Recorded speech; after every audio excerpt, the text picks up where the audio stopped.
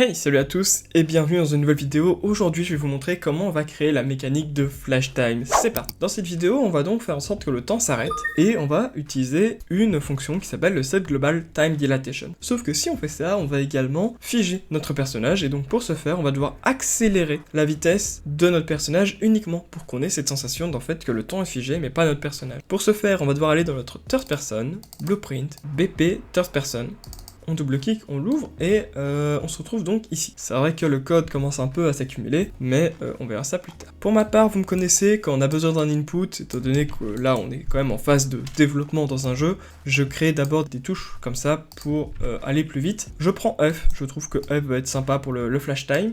Et là, de nouveau, ça va être un principe qu'on fait relativement souvent. On appuie une fois, on active, on appuie une seconde fois, on désactive. Et ben ça, c'est le fonctionnement du flip-flop.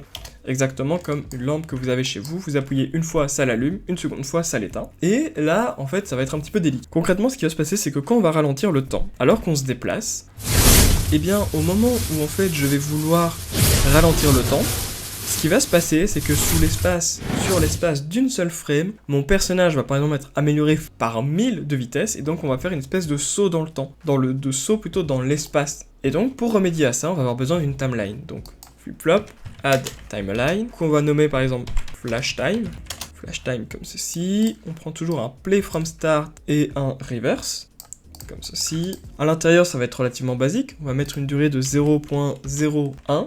On ajoute une nouvelle float track, parce qu'on a besoin que d'une seule valeur unitaire, donc le float. On va mettre à 0,0 et la seconde, on va par exemple la mettre à, donc ça va être très rapide comme je l'ai dit, donc 0.01, qui est le même temps qu'ici.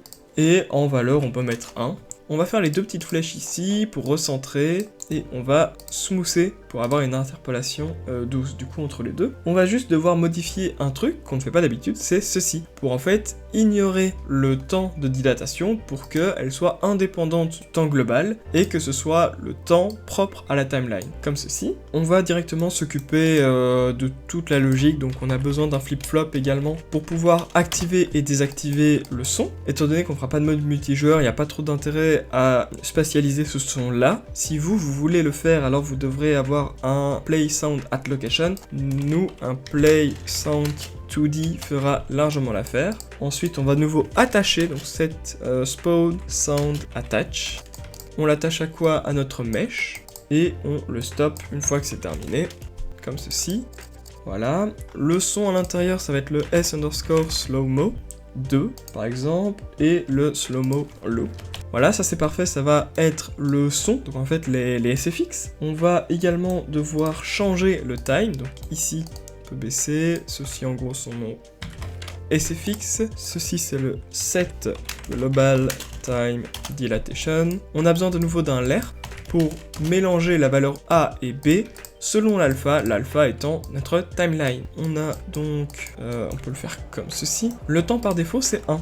Et là, on va devoir, on pourrait mettre 0, sauf que ça va quand même provoquer des petits problèmes, donc je conseillerais de mettre 0.01. Vous pouvez essayer 0.001, mais j'ai quand même un doute, donc pour moi, je vais juste laisser comme ceci, donc le temps divisé par 100, ce qui est plutôt sympathique. Sauf que notre personnage va également être impacté, donc on a besoin de notre personnage, donc le get player caractère, donc le caractère qu'on contrôle, qu'on joue, qui va également subir un set custom time dilatation, comme ceci. Sauf que comme je l'ai dit, lui, ça va être l'inverse. Donc on a également besoin d'un lerp. Le lerp, enfin l'alpha, sera exactement le même que pour la timeline. Sauf que lui, ça va pas être 1 et en gros divisé par 100, ça va être multiplié par 100. Donc les deux zéros, on va les mettre devant. Voilà, donc là c'est pour changer le temps. Le temps et le temps du joueur. Ensuite, on va avoir besoin d'activer les petits VFX. Bah, évidemment, s'il ralentit le temps, ça peut être beaucoup plus sympa s'il a ces petits effets spéciaux qui vont avec. Donc, on va pouvoir reprendre ça, par exemple, directement ici. Là, on avait un Activate. C'est juste parce que j'ai un peu la flemme de les recopier et les relier à chaque fois. Activate, c'est là. Ensuite, on va pouvoir faire pourquoi pas une Shockwave de nouveau. Peut être très intéressant si on veut ajouter un peu d'effet à notre jeu. Donc nous, la Shockwave, on l'avait mise là, donc de nouveau, en fait concrètement là je recopie-colle de la logique qu'on avait déjà utilisée. Donc si j'essaye maintenant, voilà. Là vous voyez que mon personnage peut se déplacer normalement. Sauf que, bah mince, les effets sont vraiment super moches, ils sont tout cassés, comment est-ce qu'on va faire? Et bah justement, on va devoir s'occuper de ça. Donc, on pourrait même ajouter un effet de caméra shake si on veut, mais pas spécialement besoin, je trouve. Eh bien, si on a modifié le temps custom de notre personnage, est-ce que ça pourrait fonctionner sur un VFX? Oh, exactement, ça fonctionne également pour les VFX, donc on va tous les relier. Et là, ça va être un peu bizarre, alors ça va juste ici, voilà. On pourrait se dire, oui, bah d'accord, bah alors tout ce qu'on a à faire, c'est à le mettre sur 100. Eh bien, et ça je ne sais pas l'expliquer pourquoi, juste mettre un petit 1 devant fonctionnera totalement. Voilà. Honnêtement, si quelqu'un a une idée, je veux bien prendre, mais le mettre à 100 ne changera rien. Par contre, mettre un petit 1 devant la virgule, ça fonctionne. Donc je suis très curieux, mais j'ai pas trouvé de réponse concluante. Voilà, on va juste devoir remettre par défaut après à 1.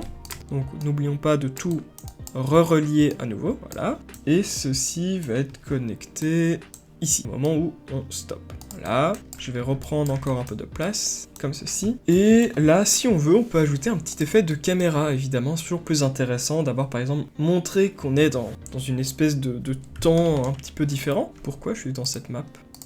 Ok, voilà. Donc, par exemple, faire en sorte que les éclairs soient un peu plus flash, ajouter un effet de vignette, parce que là, on le voit clairement, nos IA sont totalement... presque gelé en fait, hein. C'est quand même par 100 la vitesse, donc on n'a aucun mal à les rattraper, même en marchant, hein. Donc voilà, on va par exemple pouvoir reprendre notre caméra, donc le follow camera, set post processing, set post process settings plutôt. Quand on fait ça, on a besoin d'un make, donc make post process settings, et on va modifier quoi? Alors moi je propose de modifier la méthode, alors la méthode du lens bloom, moi je propose de la passer en convolution. Ensuite on peut s'occuper également du metering mode, du intensity, du lens bloom, et de exposure compensation, comme ceci. Pourquoi pas également avoir un petit peu de chromatic aberration, mais ça c'est de nouveau selon vos envies, selon ce que vous avez envie de voir comme effet. Alors, ce qu'on pourrait mettre par exemple ici, pour moi on va mettre ça en convolution, en auto basique, intensity 1.15, j'ai deux intensités, pas ce que je voulais. Ah oui si, l'intensité de l'aberration chromatique, c'est bien ça.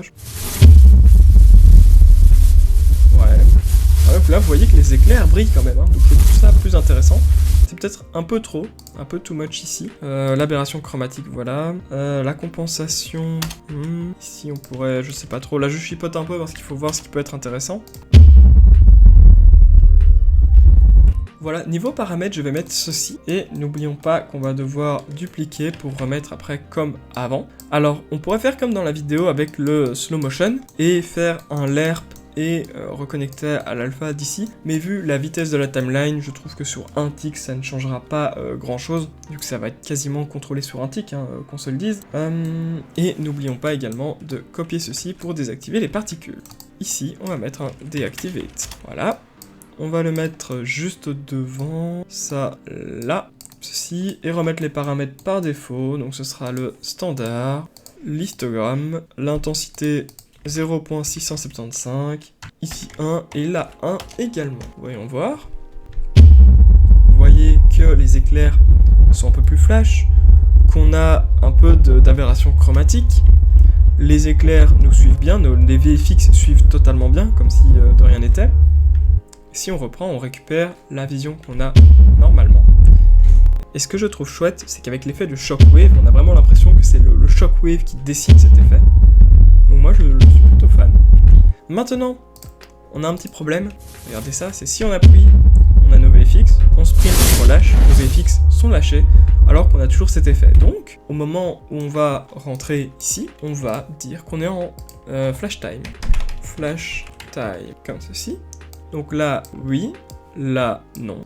Oui et non. Et au moment de relâcher nos VFX, donc par exemple dans le sprint, vu que c'est là qu'on les utilise, eh bien on va pouvoir utiliser un petit effet de ce style, enfin une petite condition. Branch, flash time, Et donc si on est en flash time, il se passe rien, sinon il se passe ça. Ce qu'on pourrait faire à la limite, c'est qu'on coupe quand même la caméra shake et on coupe cet effet là. Donc c'est juste ça qu'on veut quand même conserver le temps où on est en flash time. Alors avant de voir, je vais quand même repasser ça sur 1000 parce que j'ai un peu réfléchi et je me dis que en fait ça peut passer.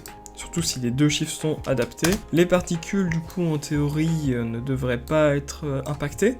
Donc on va voir ce que ça vaut, et en théorie, ça devrait être notre résultat final si on n'a pas de problème. Voyons voir. Donc on peut toujours sauter, courir, se déplacer, tout fonctionne bien.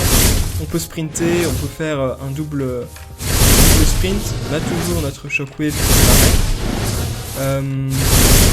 Ouais, bah maintenant on va rentrer en scène. Donc là, je me déplace, j'appuie sur F.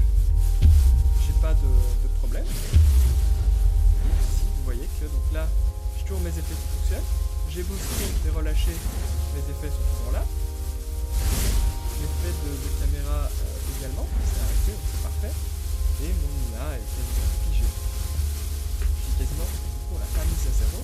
Alors je vois juste ici qu'on a notre petit effet de shockwave, de sensibilité. On va passer à 5000. Donc on va pouvoir juste s'occuper de ça. Et voilà, une fois que je relâche, on a toujours un petit problème. Alors, dans notre shockwave, donc ici, on va juste recopier la logique bêtement là. Non, on va recopier la logique pour demander si on est en flash time. Et si c'est le cas, set custom time dilatation. Oui, 1,1. Non, il ne se passe rien. Voyons voir si ça fonctionne. Et effectivement, ça fonctionne.